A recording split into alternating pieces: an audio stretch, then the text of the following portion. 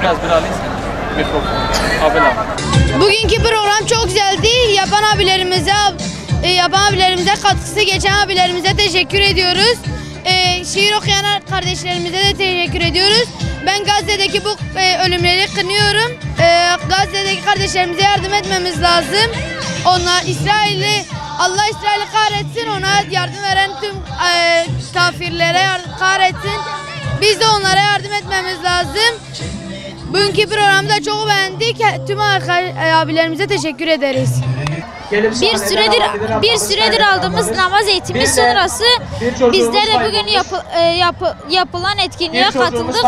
Biz sabah namazı ezanıyla güne uyanırken onlar fon müziği haline gelmiş bomba sesleriyle güne uyanıyorlar. Evet, biz hayat namazla güzel diyoruz fakat Gazze'li kardeşlerimiz hayat şehadet ile güzeldir diyorlar. Tüm Müslümanlara sesleniyorum. Neden uyuyorsunuz? Yani Gazze'li çocuklar katlediliyor, insanlar ölüyor. Siz uyumayın. Gazze'de katliam var, Filistin'de katliam var. Bayrak sallayarak olmuyor bu. Yardım ederek oluyor. Herkese sesleniyorum. Buradan Recep Tayyip Erdoğan'a da sesleniyorum. Lütfen yardım edin. O kadar askerler var. Hepsini gönderelim. Gazze'ye, Filistin'e yardım edelim. Şimdi de Lübnan katlediliyor. Buradan sesleniyorum. Lütfen yardım edelim. Bu haftalar okullar açıldı. Biz dualar ezberledik, sureler, namazı öğrendik. İkisini de sevinçle yaşıyoruz. Gazze'deki kardeşlerimiz ölüyor. Biz onlara da yardım edeceğiz. Umut kervanı onlara gönderiyor. Biz de onlara gönderiliyor.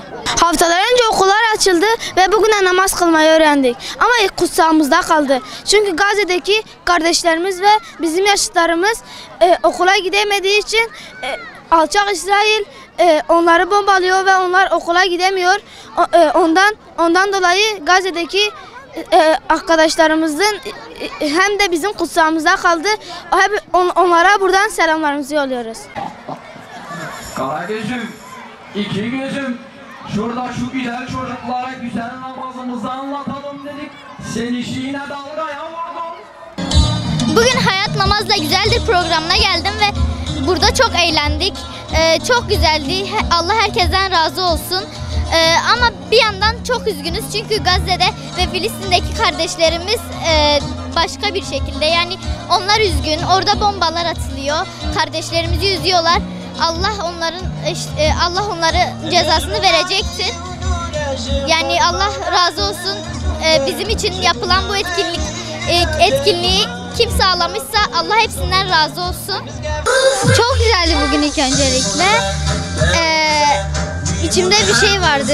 Gazze'ye dua ettim. Herkese, tüm hastalara, Gazze'ye, Lübnan, Hasan Nasrallah'a da.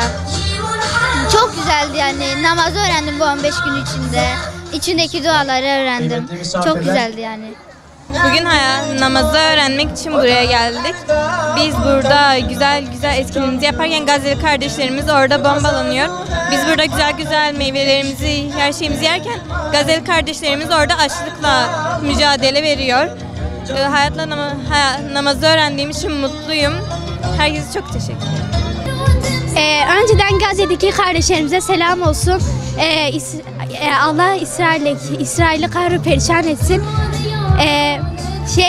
Namaz etkinliği düzenlediği için çok heyecanlıydık dün akşamdan.